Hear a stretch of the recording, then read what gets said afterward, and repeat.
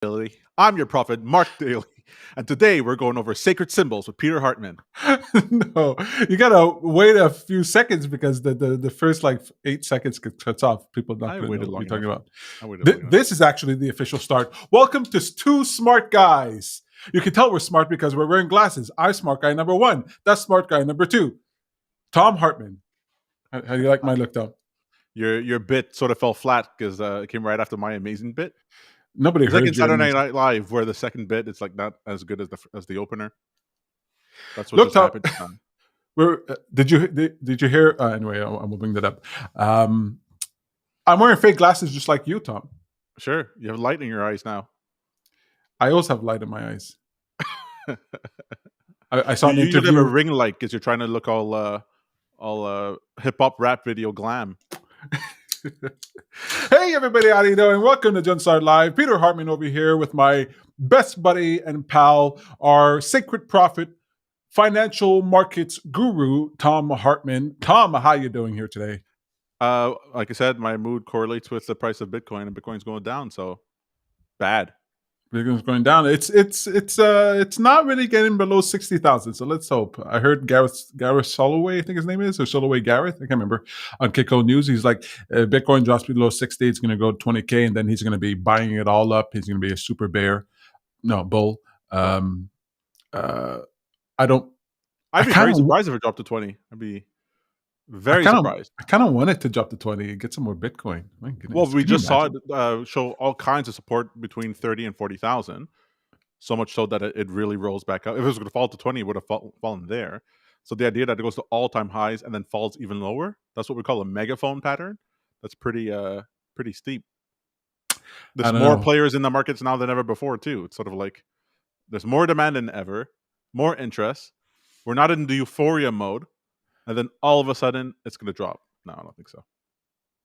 Look, well, it remains to be seen. We'll see what happens. I mean, if it goes down, it's definitely going to come back. Well, I mean, the expectation is going to come back up. So just saying opportunity. If I can buy Bitcoin at 20,000, I'd be happy to buy Bitcoin at 20,000.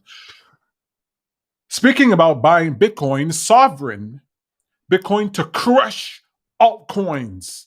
Today we're going to be talking about what's this video we're going to be walking through here today, Tom?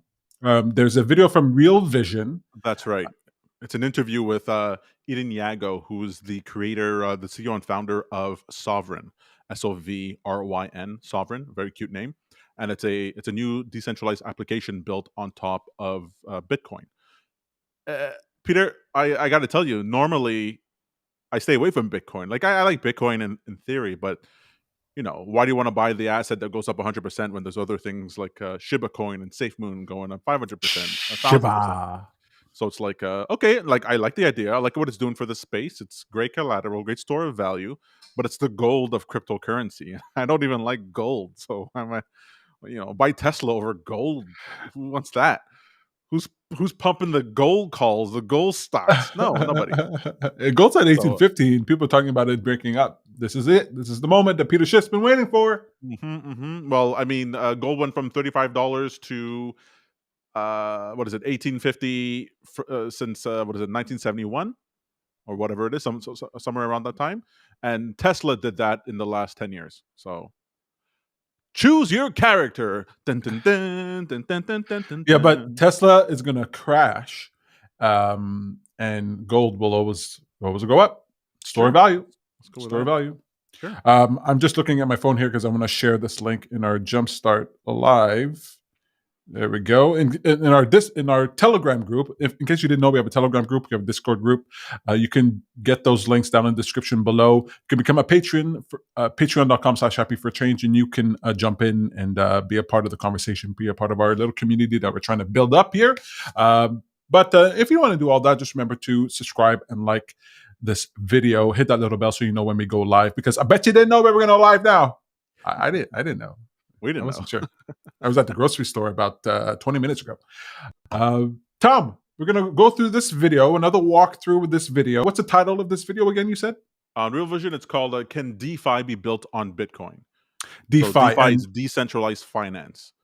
So basically, one of the reasons why Ethereum and a bunch of other altcoins are so popular is that Bitcoin is great if you want to hold your money in something stable or that can grow in value, but or transfer it to other people quickly across the world. But other than that, it doesn't really do much. Ethereum is this application layer. This, think of it as the app store for crypto apps. And what happens is that you're able to do all kinds of stuff. You can have game currencies. You can have loans, borrowing, margin trading.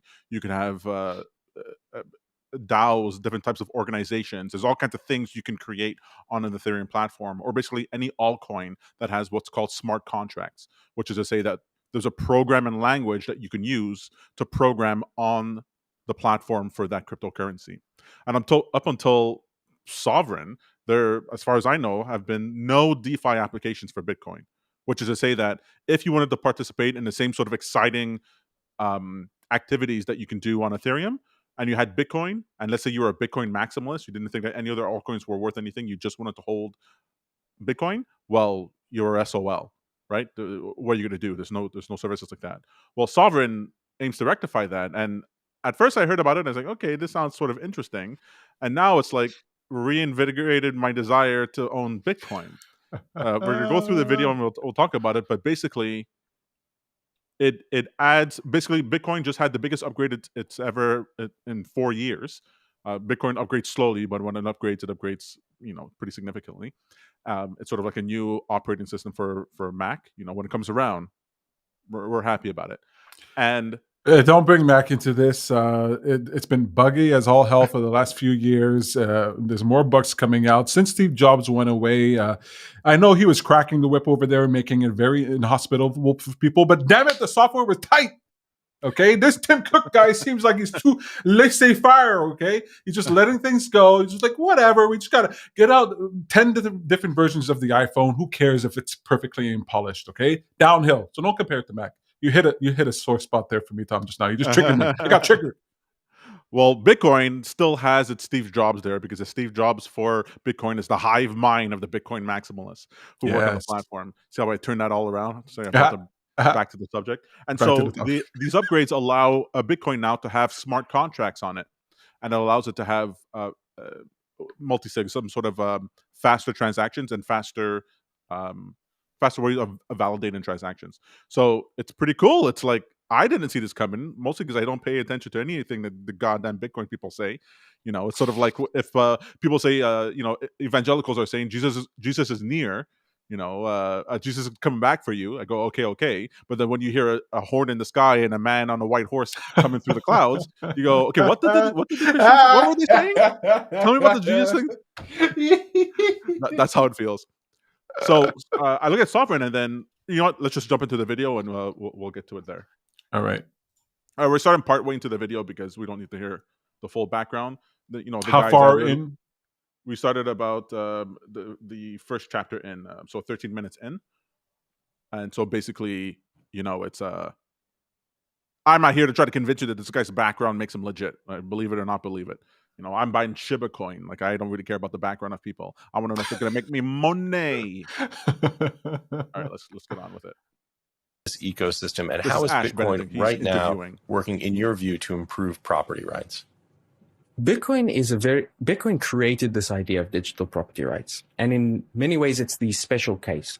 It provides the monetary asset and remains the center of gravity for this entire space. And what you would expect out of a monetary asset, sort of the reserve currency of the space, is that it remains the center of the space. At the same time, we've seen a huge amount of development in the smart contract. This is a very true statement in the crypto space.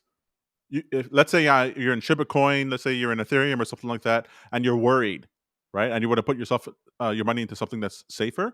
Well, instead of going to dollars, a lot of people go into Bitcoin, because Bitcoin doesn't have any centralized organization. It doesn't have any foundation running it.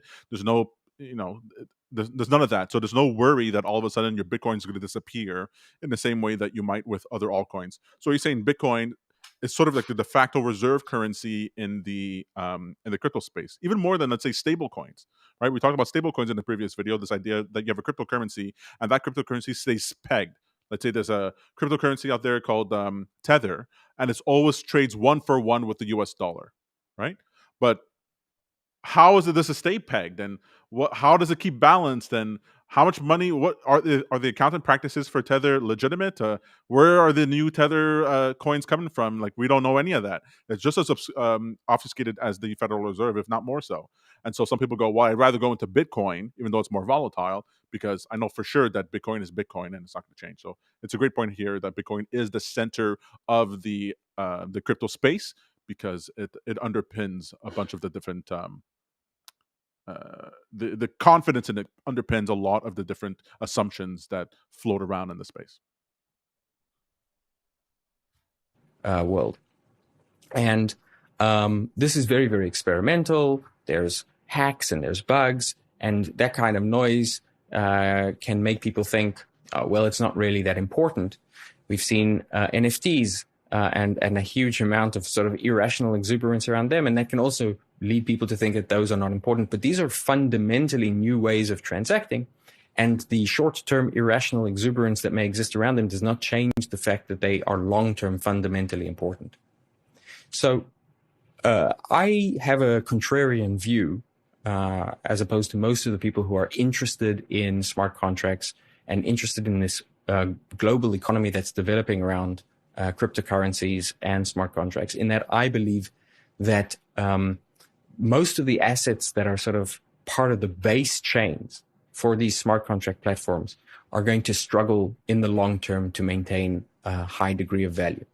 And the reason is that what we're seeing with all of these smart contract platforms is a race to the bottom. So Ethereum is competing with Avalanche, is competing with Solana, is competing with Polygon to be the fastest, cheapest chain. And as they're competing, they're going towards zero fees effectively for transactions, or near zero fees for transactions, which makes it difficult for the altcoins, the cryptocurrencies that are native to those chains, to capture value. Beyond that, we're seeing that there's weak network effects associated with these platforms. So it's been very, very easy for protocols to move from Ethereum to BSC, to Binance Chain, or to Avalanche, or to Solana. It's been very easy for the users to move. The wallets are able to integrate with all of them. And so there doesn't seem to be a strong network effect there either. And while all of this has been happening, at the same time, Bitcoin has managed to forge ahead in a totally separate path. And for some reason, no project is really even trying to compete anymore for this reserve asset status.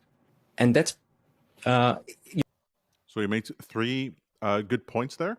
So, good points. He made three arguments for why Bitcoin should stay king of the hill. Two of them I sort of disagree with. The first one is that there's a race to the bottom in fees.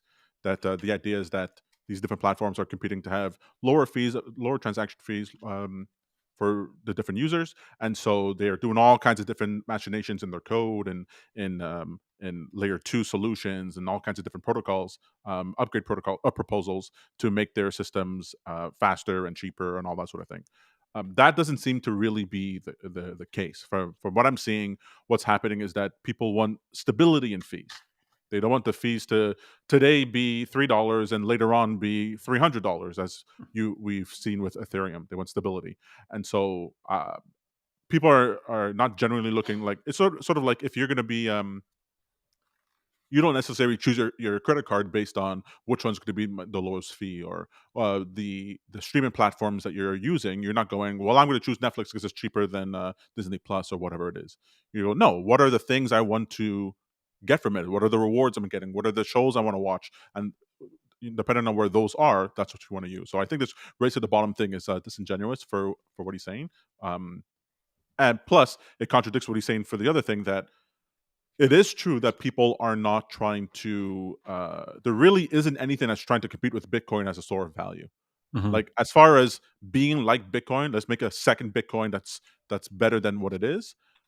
No one's trying to do that. People are doing what they think is better than Bitcoin, plus other things. There's plus other features, bells and whistles on it. So it's sort of like... But Bitcoin is now trying to do bells and whistles, so it's just that they're faster. Bitcoin Bitcoin isn't. This is Sovereign. Sovereign. no. He's a creator of a solution that Oh, integrates with Bitcoin. oh, I It's see. an app on the Bitcoin using the Bitcoin network. Mhm. So no, he's not. He's not trying to do it that way. And so and the other thing he was talking about race to the bottom, zero fees, reserve currency. I forget the third one. Forgive me. Anyways, um, but he is right that no one's really trying to compete with Bitcoin in that way. The network effects. He was saying that the network effects for the altcoins are not. He doesn't believe that they're strong enough because there's this interoperability problem where if you're on Ethereum, it's hard for you to work with things that are on Binance. It's hard for you to work with things that are on Polygon and Cardano and all that. And so he's right. There isn't this ease of transfer back and forth. It's sort of like if you had a bunch of Canadian dollars and then you went to New Zealand and there was no currency exchange where you can go and change the currency, or if we take American money here, you can go to the grocery store and pay with American money, right? They're not going to turn you away with that. But if you couldn't, well, and then you had no way, you had no exchange, and they wouldn't accept the money. Well, then what are you going to do? You're sort of stranded in only being able to transact with people who will take that, or you have to leave that ecosystem, which is what he's saying over here. But this is true. But I think it's a young industry. Interoperability is not something that the altcoins are not trying to pay attention to. This is something they think is very, very important. And one of the reasons we like Cardano Cardano. is this idea that they are creating these bridges that allow. They're not trying to be a replacement for these networks. They're trying to say, you can come over to us when you want to do certain types of transactions or go back to your ecosystem if you want to. And so I think eventually we're going to have this network effect of network effects as they sort of join together. This whole thing about using different ecosystems, is that natural for? Um, is that a behavior we should expect human beings to do? I mean, you can jump from Windows to Mac to Linux, but we don't jump from different operating systems. We kind of like to stay within our Well, home. it's actually very difficult. If you build a program on a Mac, you can't run that on Windows. And so if you have an app on Android and it's not on an iPhone, well, it's not going over there. And people are not people don't. screaming and yelling because of it. Yeah, exactly. It's like people want to stay in an ecosystem. This interoperability thing doesn't seem to be that important. Like whoever the top winners are, we're just going to use the top winner. Well, I agree that it doesn't need to be seamless. It's fine that it's not seamless. I think what people want is just a way to bridge. So let's say I'm using an application on Windows to deal with my finances, and then I want to use a different application on Mac. Well, I want to be able to export a CSV file and import that CSV file. Right? I don't want my information to be siloed there, and all of a sudden, because I use QuickBooks and now I can't use any other accounting software. And so that's what I want. But what I don't want is what we're seeing now. The other day, I needed to do a transfer from Polygon to Ethereum, and it cost me $300 to do the transfer. I was transferring $1,000, and it cost me $300 to do the transfer. Wow. And there was always a chance that the transfer might fail. And people go, okay, well, just do it at different times when the gas fees are lower. Okay, so I did another transfer. I woke up at 2 o'clock, 3 o'clock in the morning, and instead of $300, it was $160. Great. That's wonderful. And okay, we won't get into the gas fees, but does SOVRYN help with this? Like, are the fees high when you're using? So SOVRYN's not even trying to do any of that. We'll continue the video. If once all of the chains were trying to be Bitcoin but better, now they're trying to be the best smart contracting platform. So I think what we're going to see is Bitcoin remain the center of gravity for the space, will remain the monetary asset. We'll see growing sophistication in the smart contracting world. We'll see growing interoperability, and the end user is going to care less and less which chain they are, to the point that they won't know what sort of the underlying chains are, so long as they maintain a adequate degree of security and give them an adequate degree or the most frictionless access to the Bitcoin economy, which is, the economy of the Bitcoin reserve asset. And so I think that where we're going is a world where you have a lot of smart contracts developing extensions, right? Generalizing this idea of private property and what you can do with it. basically turning all of our assets in one way or another into digital assets, and ultimately being transacted with and bridged by this monetary asset of Bitcoin. So that means effectively, This is stuff we've talked about before, where the altcoin systems, one of the things they're good at is unlocking value. If it's live peer about the video processing on your computer, if it's Rally that allows for social tokens, if it's there's different tokens that do different things that allow you to unlock value that was locked beforehand. So he's saying these altcoin ecosystems are great for unlocking that value, but that value and while that value is pegged to a cryptocurrency that's not Bitcoin, underlying that, what's backing that cryptocurrency is the idea of Bitcoin, that the Bitcoin is the layer that things are allowed to go into and out of in order to support the entire ecosystem. Basically, the reverse argument is that if Bitcoin were to disappear, Bitcoin was banned, Bitcoin was gone, it was a bug, and it all broke, the expectation is that the entire crypto space would, at least for a while, crumble. Whereas Bitcoin wouldn't crumble if all the other altcoins fell. Oh, I can't hear you anymore. The thing that would make Bitcoin crumble would have to be something fundamental, and so the expectation would be like, I can't imagine a scenario where Bitcoin crumbles and the rest of the crypto market stays afloat. Whatever affected Bitcoin is going to affect those other markets. But I can imagine Dogecoin going the way of the dodo very quickly, and Bitcoin Well, just like cryptocurrencies fall to zero all the time. I have a bunch of muskets, Elon Musket coins that are worth nothing. A bunch of happy coins that are worth nothing. Fine. And no one bats an eye. I mean, I care.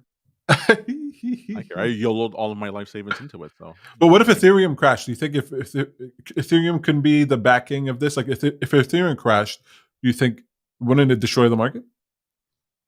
Yes. Well, at least the DeFi market. I don't know about Bitcoin. I see. Ethereum almost did crash completely. I think there was a time where Ethereum was trading at $1 or pennies or whatever. Yeah, there was a time for that. After 2017, Ethereum, and the only reason they survived was because they had a reserve of Bitcoin in their treasury that then increased in value and was able to support them until they came out of it. All right.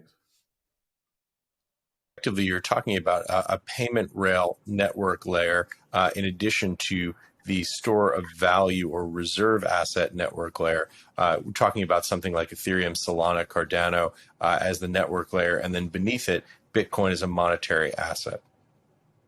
Yes. So I don't know if it's specifically Solana or Ethereum or Cardano, right? I would suspect actually that it isn't, because each of those chains, they very quickly reach a point where scale starts to break down. And so then they start to need to shard and to have rollups, etc. And what each of these shards and rollups especially end up being is effectively separate chains, right? So Solana is a separate chain from Ethereum.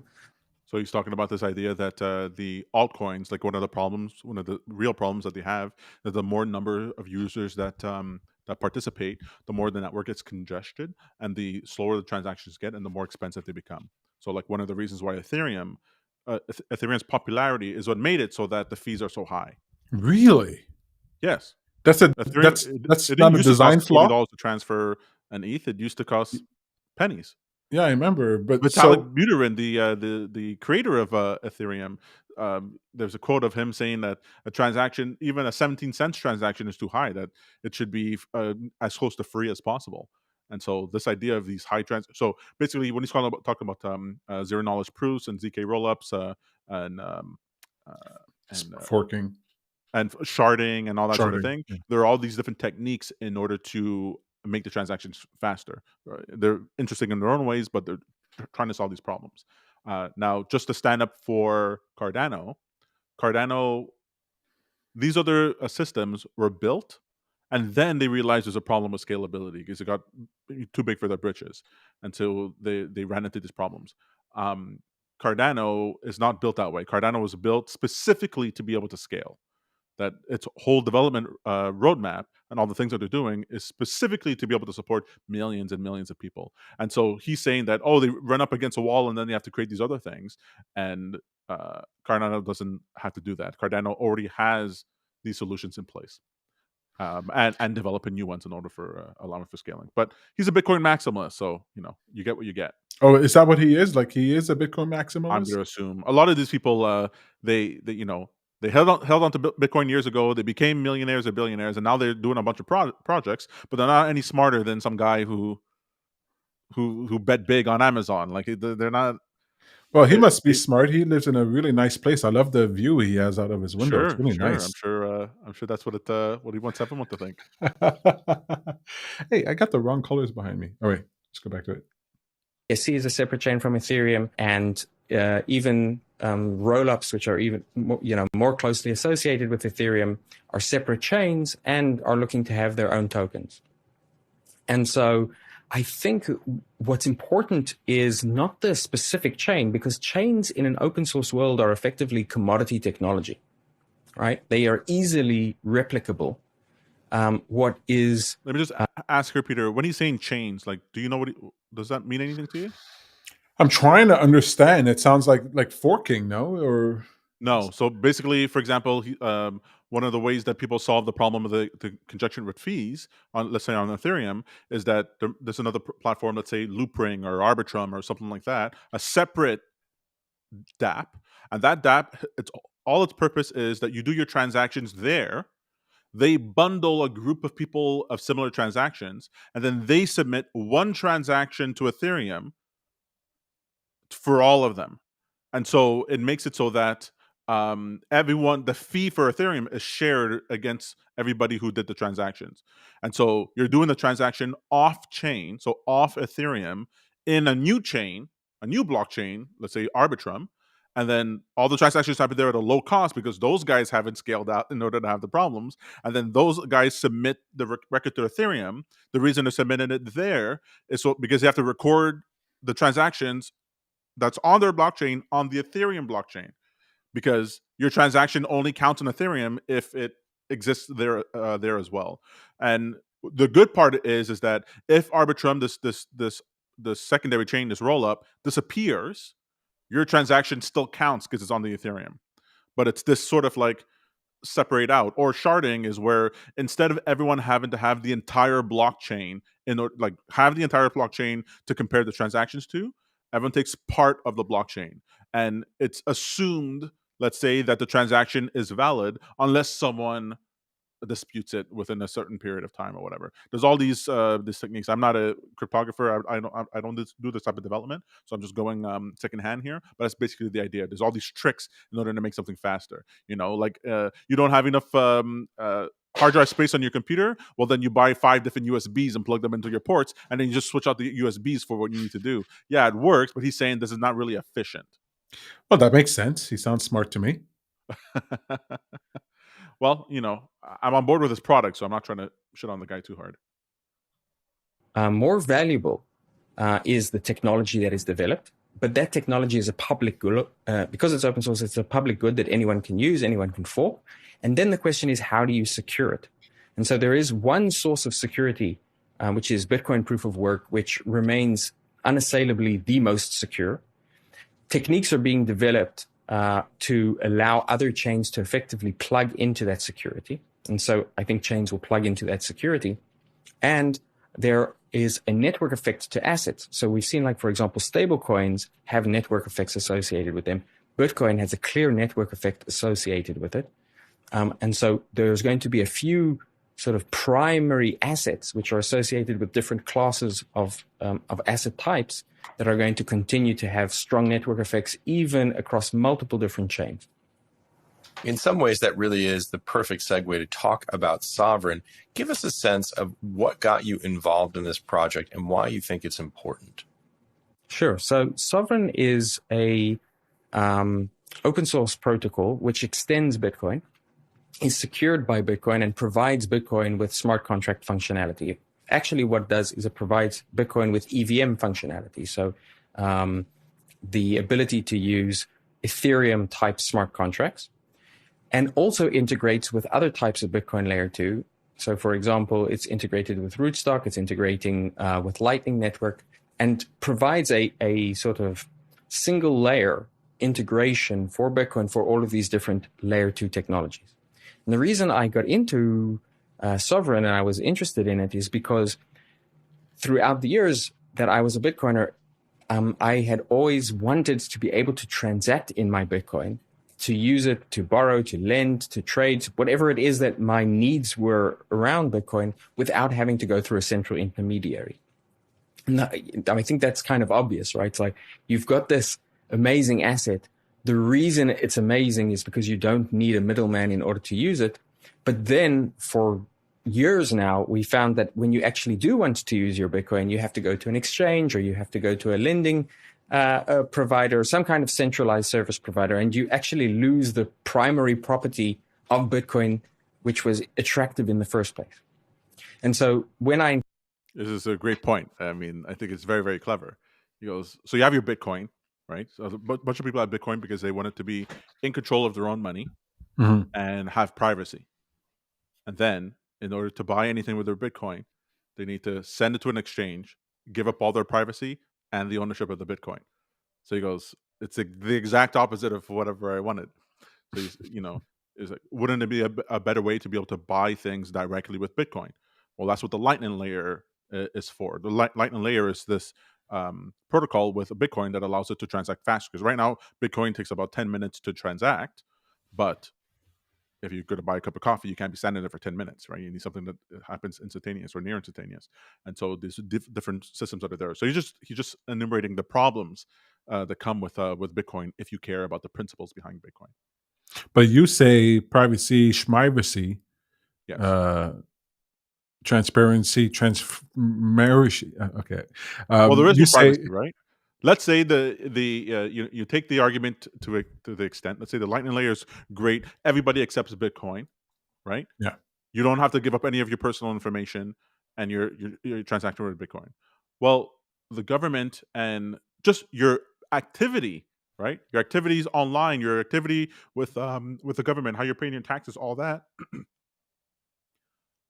All that tells the people who are watching what it is that you're doing, right?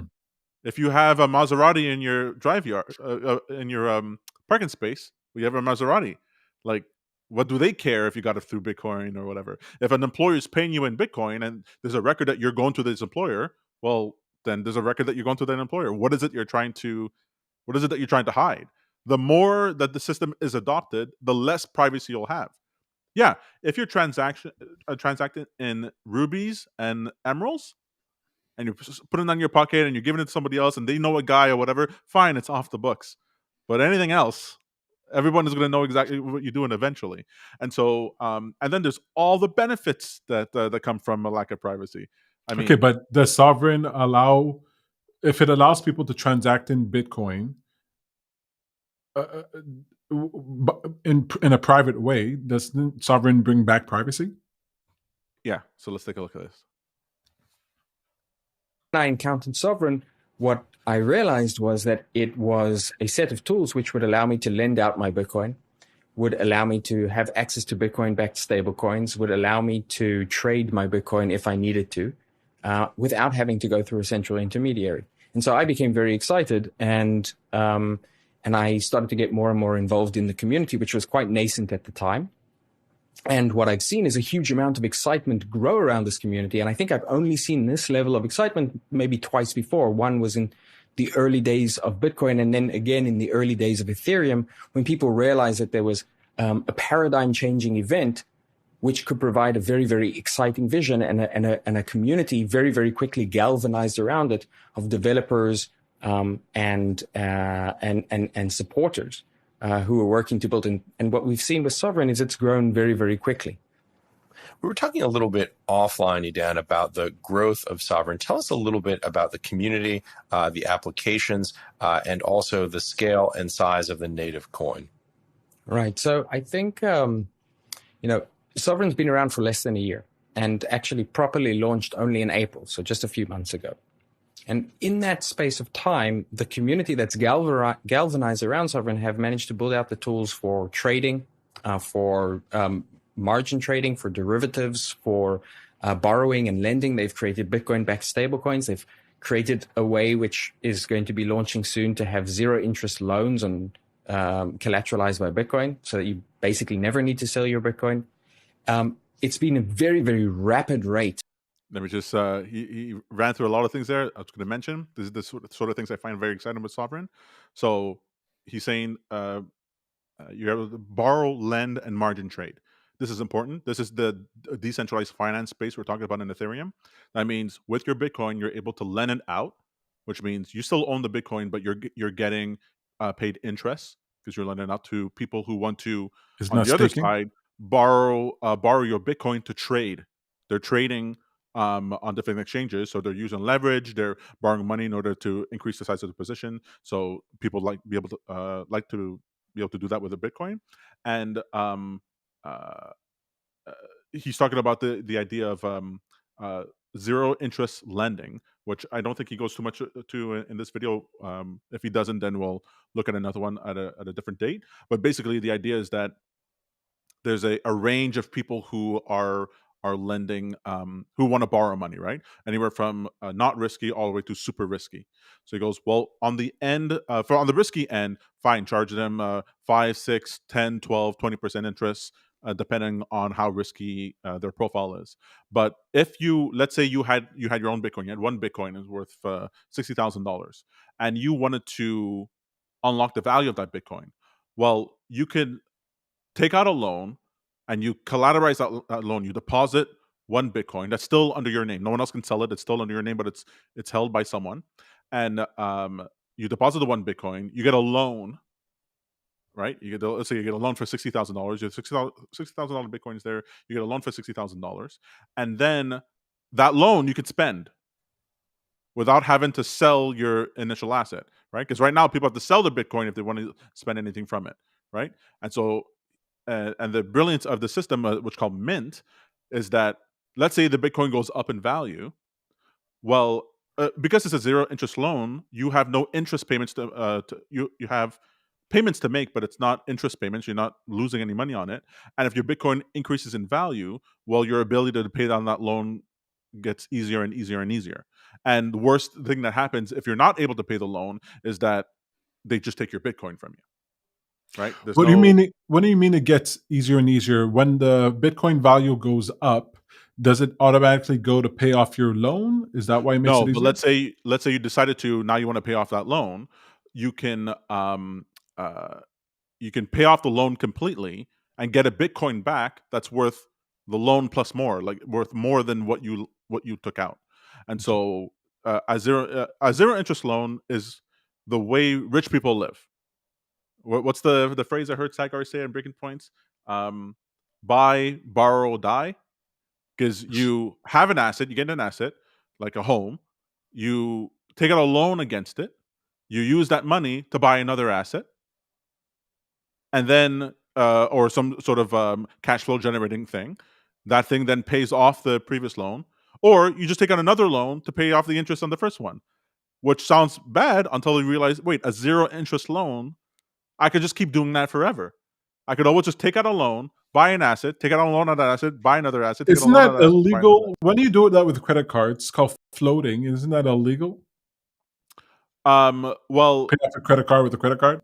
because the credit card is not a zero interest loan, right? When you do this in a variable interest rate environment, it's super dangerous because what Oh, happens is that it works well. Let's say, for example, as interest rates go down, so interest rates have been going down for 100 years now, and so if you take out a loan for that has a 20% interest on it, right? And then you take out, let's say, a year later, 2 years later, you take out another loan that has 18% interest. Well, now you can use that loan money to pay off the previous one, and you 20%. have now a lower interest rate. And if the interest rates keep going down lower, you could always take out a new loan and they'll give you a new loan because you have a bunch of collateral that you purchased with the loan money that's now assets under your name, and so you're good for it. And so then you can always take out a loan at a lower interest rate. But the problem with that is that as soon as interest rates start going up, well, then you can't take a new loan that's at a lower interest rate, and that's where the whole thing freaking crumbles. That's why every business cycle ends with the interest rates getting too high. there's not enough lending or borrowing happening, and then you have some downfall. I like this So idea he's saying of here, with a zero interest loan on Bitcoin, that rate of zero interest is not variable or won't be variable. It's not live yet, but that's what's coming. It's not variable, so you don't have to worry that later on that interest, the zero interest loan, will now be a 5% interest loan. You don't have to worry about that. The only thing you really have to worry about is if the value of your Bitcoin goes down.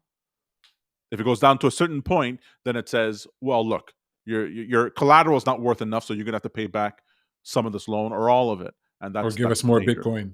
Yeah, but then he'll you advise people, well, if you're depositing a $60,000 Bitcoin, we'll take out a $30,000 loan, and that way Bitcoin could drop by half, and you're still Tom. Okay, you're not thinking, all right? You take as much money as they're willing to give you. You buy yourself an asset or an income generating business, and then you pay it off.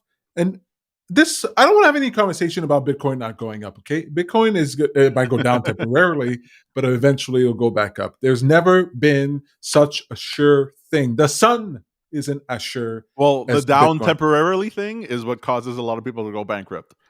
Pish posh. You ever see these TikToks of people who have or YouTube videos, people doing 125 x leveraged margin positions, and you're like, oh my god! Why don't you do that and create a YouTube video for it? It'll go popular enough that the I'm YouTube sorry, video will you want pay me to take off. out a 125x leveraged loan? Tom, the YouTube money you'll get from YouTube from the video will be more than pay for it. Think Never. about it. Never. Take out, what is the largest amount of leverage you can take out? Okay, you be that guy. Okay, because that video gets millions of views. And let's say if it works out for you, you make a ton of money. I'll tell you what. If I commit a crime that I can't get out of, if I get a terminal illness, you're going to see those YouTube videos go up to the swit. Tom, what happens if you do a leverage and you can't pay? A leverage that you lose out money on, or you go bankrupt? Yeah. The bankruptcy. So, then you squash it. You can't buy a house for 7 years. Big deal. Can't have any credit. Sure. Okay, I'll do it. Sure. I mean, no one's stopping you. 125x. Go ahead, Peter. Pull up your computer. Go do it right now. I'll tell you what to buy. I'm going to buy some SOVRYN. So can you buy SOVRYN? Is this something you can go buy?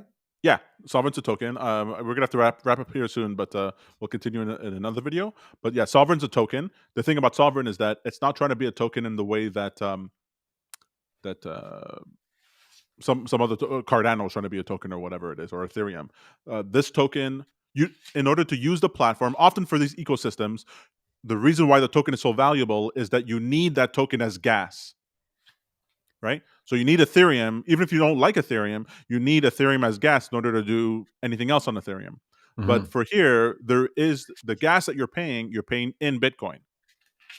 And so you don't have to worry about that. The only reason you would buy the token is that SOVRYN has some benefits. It allows you governance, allows you to be part of the voting and the evolution of the platform. I believe to some extent it'll you get allocated some of the fees that are paid. You get a percentage, a small percentage of those fees. So holding these coins can give you some of that. You can stake it you can provide liquidity to the system, which is to say these are just strategies for you're lending out your SOVRYN token to people who need it so that you can earn interest or collect some fees when people trade the SOVRYN. We're not going to go into decentralized liquidity pools, but basically the SOVRYN token is good in that way. And if you imagine that the platform might become more popular, which is I think it is, and I love these platforms that just started just a little while ago, then what happens is because the risk is fairly low, you put in what you want to lose, and it's blue skies after that. What happens is that even if you're not trying to be part of all that, the token could go up in value because other people who have money and the inclination goes, oh, this platform is popular. I want to be part of directing it. I have $10 million I want to put inside of it, and they'll pay a premium for your token. So the tokens could go up in value in that way. So yeah, but once that starts happening, then you definitely don't sell. Then you go to SOVRYN Plus, and you use your SOVRYN token as collateral for a loan. I'm learning. There you go. But how much more are we going here? Because I want to get we're going to finish this for now. And I want to touch on the title of this video, the stream, Bitcoin to Crush altcoins. What is the expectation here that you have for Sovereign as it relates to altcoins? So you have here the low gas fees. You have that you're paying in your native Bitcoin. You have the ability to there's a bunch of people on the Ethereum network or on these other networks who are trading, right? But if why trade and have to deal with these coins that you don't want to deal with and these high gas fees when you can do the exact same trading on this platform? Lending solutions. If you want to deposit your collateral and borrow money, you have interest rates anywhere between 5 and 8%, 20%, or whatever, depending on how high risk you are on other platforms. But here they're going to have a lending solution where you're borrowing from yourself, from your own collateral, and so it provides you far more flexibility than using. So you don't have to give up. You don't have to give up your asset, and uh, Where you have to the have. lending. Go ahead. And then London's happening for Bitcoin. You can use a Bitcoin. You don't have to trade your Bitcoin for anything else in order to participate in the lending. So if I want to take out a loan right now, um, if I had Bitcoin, I want to take out a loan. I got to convert that Bitcoin to, let's say, Ethereum or something else, and then take out a loan. Whereas here in the lending, you can lend directly from the Bitcoin token. In order to participate with Sovereign, do you also have to own Bitcoin? Well, SOVRYN is a solution for the Bitcoin community. The whole point is that it's serving the Bitcoin community. And what I find fascinating, and this is what one of the reasons I even care about this, is that if I think the market cap for Bitcoin is $2 trillion. So let's say half of those, let's just say half of those are Bitcoin maximalists, and they want nothing to do with all the other altcoins, but they are interested in participating in decentralized finance and DeFi. Mm-hmm. Well, if this is the only game in town, you might have quite a bit of money that starts pouring and says, "Hey, I could peel off a little bit of my. I bought Bitcoin back when it was 4,000. I got some money on the side. Let me put it over here and participate in lending, and let's participate in borrowing and yield generating and all the things that everyone says they love about these other platforms, and I get to have it too." Okay, but hey, this doesn't sound like it's going to hurt altcoins, right? If I have Bitcoin, I'm participating here. I put my Bitcoin in, I get a collateral on it, I get my $30,000. I'm buying the crap out of Cardano. Cardano goes So up in appreciation. Cardano gets more money in its ecosystem. I get more money. Like, I'm going to it's buy not saying altcoins. that those things can grow, but Cardano doesn't have a as full of robust of an ecosystem as, let's say, as Ethereum does, right? I And just mean Ethereum has you're gonna buy altcoins with the cash, with the money that's loaned out because you put your Bitcoin up for collateral. No, won't it help if money pours into Sovereign because the Bitcoin people want to trade? This gives them the freedom to use that money. If I'm going to buy an income generating asset or an appreciating asset, when am I going to go buy a house now? I'm going to go buy like what? I'm going to go buy a business? No, I'm probably going to buy more crypto. Yeah, but if you could deposit your Bitcoin, get a loan out, and then use that loan to go buy the other cryptos, then great. So it's not going to crush the altcoins. It's going to raise the altcoins up. I mean, not crush in the way that it'll make them obsolete. Crush that Bitcoin will far outpace those guys I see. I in see. Okay. performance terms. All right. I know we got to wrap up. I'm going to ask you just out direct, okay? Because I've asked you this question 3 times and you smarty pants. Look, okay? And I'm going to speak to you on your level, okay? How much money can you make with Sovereign? 5x, 10x, 1000x? I think it's possible for a 10x for SOVRYN over the next year. Cardano beats that. Come on. Sovereign. I'm not saying Crush. I'm not saying jump out of everything. What I'm saying is that this is the first time I've been excited to get back into Bitcoin. I totally get what you mean. Everything that's being described here really sounds pretty exciting. Using your Bitcoin, an easy way to use your Bitcoin as collateral. It's not that you have to go to. It's not super easy yet. It's a new Well, I platform mean, that came out. The idea is that it will be easier in the future, but you I don't wait understand. till then to buy it because then the coin's going to be 10 times what it is now. No, but what it's going to do, the service that it's going to provide to the space, I really like it because I remember we talked about this, right? You don't sell your Bitcoin, you use as collateral in order to buy, but then you have to deal with the bank in order to do that. It seems like you're going kind of backwards. It's like kind of like not the way that you'd want to go. Yes, you can use, maybe the bank will allow you to use your Bitcoin as collateral, because then you got to deal with that. There's the interest payments, et cetera, et cetera. But if you're able to use your Bitcoin as collateral in a zero APR, what is it? That's what it's called? APR, zero APR? Yeah. In a zero APR way, and never having to sell your Bitcoin. That way, you're not realizing any capital gains loss or anything like that. It sounds like fun. It gives you more freedom to play, more freedom to do things. I mean, that's not the implications will be because if you take out a loan in the, it's not the same thing as taking out a loan on your house and you're getting money, right? You're getting Sovereign's not going to give you cash; they're going to give you a crypto equivalent, and then you'd have to sell that crypto in order to get cash if you wanted to buy something in the physical world. What crypto equivalent? What do you mean? I believe. Well, let's say you take out a loan and it gives you a loan in Sovereign or in Bitcoin or whatever. I don't know the exact details. It's giving you a cryptocurrency that you then have to liquidate I to sell. see. So that counts as a capital gains. I see. All right. So that's a little tricky, but if you're going to be using it to play in the crypto space, then you don't have That's right. to don't have to sell Exactly. it.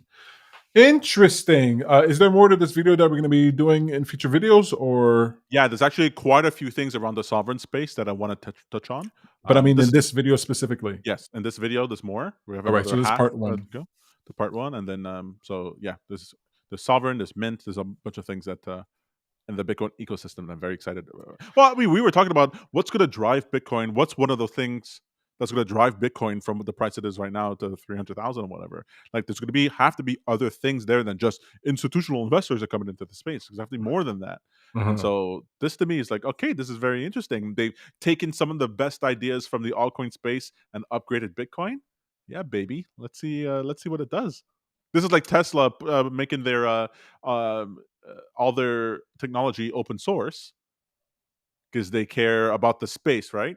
And so, okay, but anybody else wants to adapt the thing, but then if other people try it and they're not as good as Tesla, and then Tesla sees they did something better, they can just grab that information now and make their cars better. So I like that play. Of course, Tesla is suing Rivian because of how similar I think their UI is in the car. Of course, former Tesla employees left Tesla in order to go Let's to not Rivian say and do anything bad this. about our Lord and Savior Elon Musk, okay? I'm gonna go and flog myself as penance for what I just did. Committed a sin against our great leader, dear leader, Daddy Musk. All right, this has been a lot of fun. Learned something. We did a video previously before, a whole series about meme coins that can soon moon, and I think adding Sovereign to this is might be, I don't know, a safe bet or something. Excuse me, sir. Sovereign is not a meme coin. It's a governance token. Sure. Watch your tongue. Anyway, this has been a lot of fun. Thank you so much for watching. Really appreciate it. If you like what we're offering here, we have a Telegram group. We have a Discord group. You can see the links down in the description below. If you like what we're offering, consider becoming a patron. Patreon.com/happyforachange.